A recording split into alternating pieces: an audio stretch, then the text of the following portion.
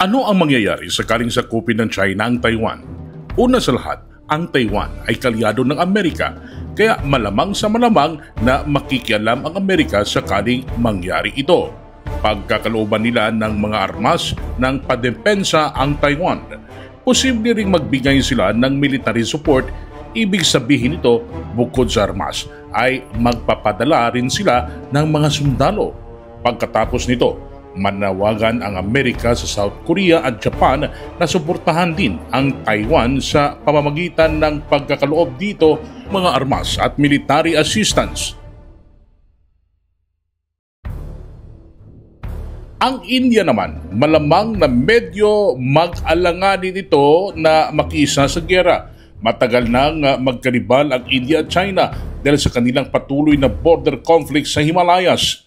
Paman, ang pinakatulong ng India sa Amerika ay ang kontrolin at harangin ang pagdaan ng mga barko ng China sa Indian Ocean. Dahil dito, ang China ay hindi na makakapag-import at export ng langis. Maapektuhan ang kanilang ekonomiya at kapag apektado ang ekonomiya ng isang bansang nananakop, bumababa ang tsansa nitong manalo sa giyera.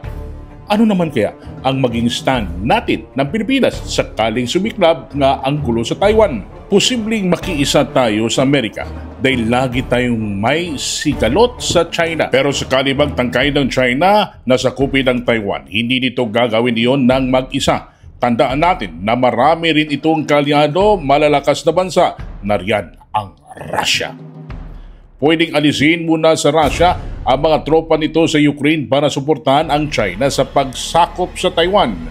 Makatatanggap din ng karagdagang suporta ng China mula sa North Korea para mas mapalakas ang posisyon nito sa conflict na ito. Nakababahalang sitwasyong ito mga amigo, di ba? Problema na nga tayo dito sa lokal. Sa tingin nyo, may tamang pag-iisip kaya ang pamalaang Marcos para sa ganitong sitwasyon? Nagtatanong lang.